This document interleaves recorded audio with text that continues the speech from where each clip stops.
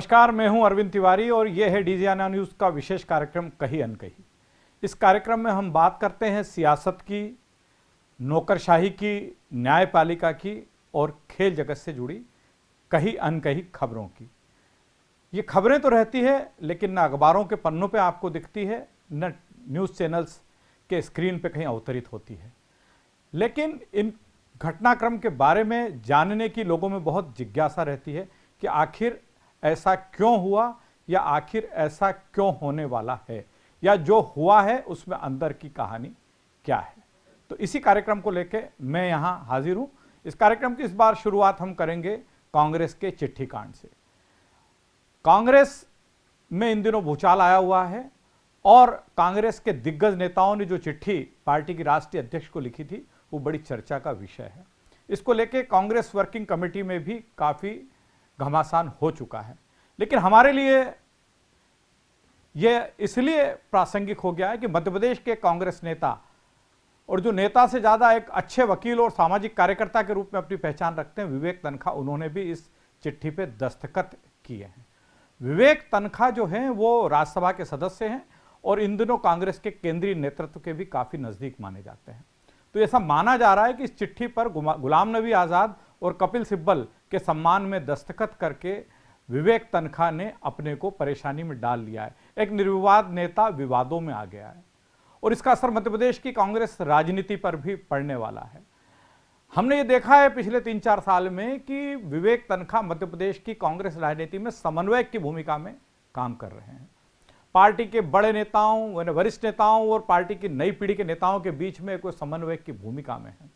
और अब जबकि ज्योतिरादित्य सिंधिया कांग्रेस में नहीं है, दिग्विजय सिंह और कमलनाथ उम्र के उस मुकाम पर हैं जहां ज़्यादा समय राजनीति की नहीं जा सकती, अरुण यादव, जीतू पटवारी और मीनाक्षी नटराजन जैसे नेता जो हैं जिन्हें अभी ग्रूम होने में समय है, ऐसी स्थिति में मध्य प्रदेश में विवेक तन्खा के लिए संभावनाएं बहुत उज्जवल थी। लेकिन मुझे ऐसा लगता है कि इस चिट्ठी पर दस्तखत करके विवेक तन्खा ने अपनी परेशानी को बढ़ा लिया। अब जिस बैठक की हम बात कर रहे हैं और जिस चिट्ठी पर दस्तखत विवेक तन्खा द्वारा किए गए उसकी बात कर रहे हैं, वो कांग्रेस वर्किंग कमेटी की बैठक थी, यानी CWC की बैठक। और इस CWC की बैठक में मध्य प्रदेश कांग्रेस के पूर्व अध्यक्ष अरुण यादव विशेष आमंत्रित सदस्य के रूप में बुलाए गए थे। वे कांग्रेस की CWC के स्पेशल इन्वाइटी हैं अरुण यादव। लेकिन इस बैठक की खबर जिस स्वरूप में लीक हुई उसके बाद शंका की सुई अरुण यादव पर है। पार्टी नेतृत्व तक ऐसी कई दस्तावेज पहुंचे हैं जिसमें ऐसा लग रहा है कि इसे बैठक की खबरें लीक करने में अरुण यादव की सबसे महत्वपूर्ण भूमिका रही है। सूत्रों का तो यह भी कहना है कि कुछ स्क्रीनशॉट पार्टी के राष्ट्रीय नेतृत्व के पास पहुंचे। राष्ट्रीय नेतृत्व यानी कांग्रेस में सोनिया गांधी और राहुल गांधी, उनके पास जो स्क्रीनशॉट पहुंचे हैं उसमें किस तरह से अरुण यादव ने ये बैठक की अंदर की खबर आगे बढ़ाई और जिसको लेकर कांग्रेस में भूचाल आ गया और राहुल गांधी और सोनिया गांधी कई मुद्दों पर बैकफुट पे आ गए, जवाब देना मुश्किल पड़ गया। तो ऐसी स्थिति में जो अरुण यादव, जिनके सितारे मध्य प्रदेश की कांग्रेस राजनीति में पहले ही गर्दिश में चल रहे हैं, कमलनाथ जब से प्रदेश कांग्रेस अध्यक्ष बने और मुख्यमंत्री बने, अरुण यादव को मध्य प्रदेश की राजनीति में ज़्यादा तवज्जो नहीं मिल पा रही, उनकी परेशानी बढ़ना ही। अब हम बात करते हैं ग्वालियर चंबल संभाग और वहाँ पर ज्योतिरादित्य सिंधिया के दबदबे की। ज्योतिरादित्य सिंधिया अब भारतीय जनता पार्टी के नेता हैं और ग्वालियर चंबल संभाग में भारतीय जनता पार्टी के एक से एक क्षत्रप हैं, चाहे वो नरेंद्र सिंह तोमर हो, प्रभात झा हो, VD शर्मा खुद ग्वालियर चंबल संभाग की राजनीति से जो भारतीय जनता पार्टी के प्रदेश अध्यक्ष हैं, और जयभान सिंह पवैया और अनूप मिश्रा, ये सारे नेता जो है ग्वालियर चंबल संभाग की राजनीति के क्षत्रप हैं। क्षत्रप तो यशोधरा राजे सिंधिया भी हैं, लेकिन चूंकि वो ज्योतिरादित्य सिंधिया की बुआ है इसलिए मुझे ऐसा लगता है कि इस दौर में वो अपने भतीजे को ही सपोर्ट कर रही है। लेकिन मुद्दा नया है इस बार, और मुद्दा यह है कि ग्वालियर चंबल संभाग की 16 सीटों पर उपचुनाव होना है और इस उपचुनाव से भारतीय जनता पार्टी की राजनीति में ज्योतिरादित्य सिंधिया का कद तय होना है। यदि यहां की अधिकतर सीटें भारतीय जनता पार्टी में जीतने में सफल हो जाती है तो उसका लाभ निश्चित तौर पर ज्योतिरादित्य सिंधिया को मिलेगा। अब सोचिए आप कि यदि सिंधिया का भारतीय जनता पार्टी की राजनीति में कद बढ़ता है और ग्वालियर चंबल संभाग के माध्यम से बढ़ता है तो स्वाभाविक है ना कि उन्हें रोकने की कोशिश तो होगी। तो बड़ी चर्चा है जोरों पे अंदर खाने में कि भारतीय जनता पार्टी के कुछ दिग्गज इस बात की कोशिश में लगे हुए हैं कि ग्वालियर चंबल संभाग से भारतीय जनता पार्टी को अपेक्षाकृत कम सीटें मिले और इसका सीधा मतलब यह है कि सिंधिया का दबदबा कम हो। देखते हैं ये नेता अपने इस प्रयासों में सफल हो पाते या नहीं हो पाते। चर्चा यह भी है कि सिंधिया समर्थक जो उम्मीदवार हैं, मतलब सिंधिया समर्थक मतलब भारतीय जनता पार्टी के उम्मीदवार रहेंगे, जो विधायक कांग्रेस से भारतीय जनता पार्टी में आए सिंधिया समर्थक, वो इसी शर्त पे आए हैं कि उन्हें उम्मीदवार बनाया जाएगा। तो चर्चा तो यह भी है कि सिंधिया समर्थक उम्मीदवारों के सामने जो है भारतीय जनता पार्टी के नेता बागी उम्मीदवार मैदान में ला सकते हैं ताकि भारतीय जनता पार्टी के वोटों का विभाजन हो और उसका नुकसान कहीं ना कहीं ज्योतिरादित्य सिंधिया को। अब बात हम नौकरशाही की करते हैं और नौकरशाही में जो इस समय की बड़ी खबर है वो ये खबर है कि मध्य प्रदेश पुलिस के स्पेशल डीजी राजेंद्र कुमार, जो कि बहुचर्चित हनी ट्रैप मामले के लिए राज्य सरकार द्वारा गठित एसआईटी के भी चीफ हैं, आज सेवानिवृत्त हो रहे हैं। आज ही इस मामले की हाईकोर्ट में पेशी भी थी और उसमें सरकार ने कहा कि राजेंद्र कुमार सेवानिवृत्त हो रहे हैं और हम एसआईटी को आगे कैसे हैंडल करें इस बारे में विचार कर रहे हैं। चर्चा यह है कि राजेंद्र कुमार को सेवा विस्तार दिया जा रहा है, हालांकि इसका फैसला आज शाम तक हो जाएगा। चर्चा यह है कि राजेंद्र कुमार को 3 माह का सेवा विस्तार दिया जाएगा और इसके पीछे सरकार का मकसद आगे की जांच की परेशानियों से बचना है। आपको मालूम होगा कि जब हनी ट्रैप मामले में एसआईटी का गठन किया गया था तब सबसे पहले श्रीनिवास वर्मा को उसका इंचार्ज बनाया गया था। वे काम शुरू करते उसके पहले ही फिर बदलाव कर दिया गया और संजीव शामी जो इंदौर के पूर्व एसएसपी थे उन्हें एसआईटी का इंचार्ज बनाया गया और संजीव शामी ने हनी ट्रैप मामले की जांच को गति देना शुरू किया था कि उन्हें बदल दिया गया और राजेंद्र कुमार को एसआईटी का चीफ बना दिया गया और पिछले लंबे समय से राजेंद्र कुमार इस केस को हैंडल कर रहे हैं। हालांकि राजेंद्र कुमार को सेवा विस्तार क्यों दिया जाना चाहिए इसको लेकर भी एक चर्चा चल पड़ी और कुछ लोगों ने इसकी खिलाफत की है। उनका यह कहना है कि राजेंद्र कुमार को सेवा विस्तार नहीं दिया जाना चाहिए। राजेंद्र कुमार बहुत प्रभावशाली अधिकारी हैं, मध्य प्रदेश के प्रभारी डीजी भी रह चुके हैं। एक दौर में जब वीके सिंह को हटाया गया था और विवेक जौहरी जब सेंट्रल से नहीं आए थे, आने में समय था, तो कुछ समय के लिए वो मध्य प्रदेश के प्रभारी डीजी भी रहे थे, इंदौर के आईजी भी रहे। तो देखना है, फैसला आज शाम तक ही होना है। देखना है कि राजेंद्र कुमार को सेवा विस्तार मिलता है नहीं मिलता। राजेंद्र कुमार को यदि सेवा विस्तार नहीं मिलता है तो फिर हनी ट्रैप कांड की एसआईटी के लिए मध्य प्रदेश सरकार को नया चीफ नियुक्त करना पड़ेगा। बात हम करते हैं अब दीपाली रस्तोगी की। बहुत तेज तर्रार आईएएस अधिकारी हैं, जिस विभाग में रहती हैं अपनी एक अलग पहचान छोड़ती हैं और नियम और कायदों से काम करने वाली अधिकारी हैं। वाणिज्यिक कर विभाग इन दिनों मध्य प्रदेश सरकार का सबसे अहम विभाग है। वो भी इसलिए हो गया अहम विभाग, हमेशा रहा, लेकिन इस बार इसलिए कि कोरोना संक्रमण के दौर में जो रेवेन्यू कलेक्शन में शॉर्टफॉल हुआ है उसने सरकार को परेशान कर रखा है। सरकार की जरूरतों की पूर्ति, वित्तीय जरूरतों की पूर्ति आखिर ये 4-5 विभाग ही तो करते हैं। Excise, sale tax, commercial tax और जिसको कहा जाए कि ट्रांसपोर्ट। दीपाली रस्तोगी के पहले इस विभाग में सरकार ने मनोज गोविल को प्रमुख सचिव बनाया था। मनोज गोविल फाइनेंस के अच्छे जानकार हैं, लंबे समय तक मध्य प्रदेश के फाइनेंस सेक्रेटरी रहे हैं, प्रिंसिपल सेक्रेटरी रहे हैं। लेकिन मुझे ऐसा लगता है कि मनोज गोविल सरकार की अपेक्षाओं पे खरे नहीं उतरे और एक्साइज के रेवेन्यू कलेक्शन के मामले में जिस तरह से सरकार परेशानी में पड़ी, वो मुझे लगता है कि एक मनोज गोविल की वाणिज्य कर विभाग से रवानगी का बड़ा कारण बना है। अब दीपाली रस्तोगी को यहाँ का प्रमुख सचिव बनाया गया है। बहुत सुलझी हुई अधिकारी हैं, नियम कायदे से तो काम करती है लेकिन अपनी टीम को एकजुट कर लेती है, टीम भावनाओं से काम करती है और ऐसा भी नहीं कि हर बात उनसे आसानी से मनवा ली जाए। पिछले दिनों उनकी विभाग में मौजूदगी का असर हमको पिछले दिनों देखने में मिला, जब आबकारी अधिकारी और सहायक आयुक्तों के पद पर तबादलों के प्रस्ताव उन तक पहुंचे। दीपाली रस्तोगी ने उन तमाम नाम जो उनके सामने जिला आबकारी अधिकारी और सहायक आयुक्त के रूप में प्रस्तावित किए गए थे, उनकी तहकीकात करवाई और किस व्यक्ति का क्या स्तर है, उसके खिलाफ कोई जांच लंबित है या नहीं, या जहां वो पूर्व में पदस्थ रहा वहां उसका कार्यकाल कैसा रहा उसके बारे में एक डिटेल नोट तैयार करके और विभागीय मंत्री को प्रस्तुत किया। अब आप सोचिए कि यदि प्रमुख सचिव किसी अधिकारी के बारे में विस्तार से सारी जानकारी एकत्र करे और वो जानकारी विभाग के मंत्री तक पहुंचाए, तो स्वाभाविक है कि मंत्री को भी सोचना पड़ेगा कि जिस अधिकारी को लेकर प्रमुख सचिव की ये टीका टिप्पणी है उसे मैं मौका दूं या नहीं दूं। इसलिए मुझे लग रहा है कि सरकार की जो मंशा है वो दीपाली रस्तोगी के वाणिज्यकर विभाग का प्रमुख सचिव के रूप में पदस्थ होने के बाद पूरी होती दिख रही है। अब हम बात करेंगे मंत्री तुलसी सिलावट के परिवार के दो लोगों की। एक हैं होलकर कॉलेज इंदौर के प्राचार्य और साथ साथ इंदौर में उच्च शिक्षा विभाग के अपर आयुक्त अपर संचालक का प्रभार देख रहे सुरेश सिलावट, और दूसरा राऊ के शासकीय स्नातकोत्तर महाविद्यालय की प्राचार्य सुरेश सिलावट की पत्नी डॉक्टर सुधा सिलावट की। तुलसी सिलावट भले ही परेशानी में हो सकते हैं क्योंकि सांवेर का उपचुनाव उनके लिए चुनौती, बहुत बड़ी चुनौती है। और वो सांवेर का उपचुनाव केवल तुलसी सिलावट के लिए ही चुनौती नहीं है, सांवेर का उपचुनाव जो है वो उनसे ज्यादा चुनौती, उनसे ज्यादा प्रतिष्ठा का प्रश्न ज्योतिरादित्य सिंधिया और मुख्यमंत्री शिवराज सिंह चौहान के लिए है, क्योंकि शिवराज सिंह चौहान की कैबिनेट के तुलसी सिलावट सदस्य हैं और ज्योतिरादित्य सिंधिया के मध्य प्रदेश में नंबर 1 सिपासलार वो माने जाते हैं। इसलिए चुनौती इन दोनों नेताओं के लिए भी है। तो तुलसी सिलावट तो संघर्ष में है। पिछले दिनों मुख्यमंत्री का कार्यक्रम उन्होंने कराया जिसमें सोशल डिस्टेंसिंग की सरेआम धज्जियां बिखर गई, लेकिन सुरेश सिलावट और सुधा सिलावट बिल्कुल मजे में है। सुरेश सिलावट होलकर कॉलेज के प्राचार्य थे, कांग्रेस के दौर में उन्हें प्राचार्य बनाया गया।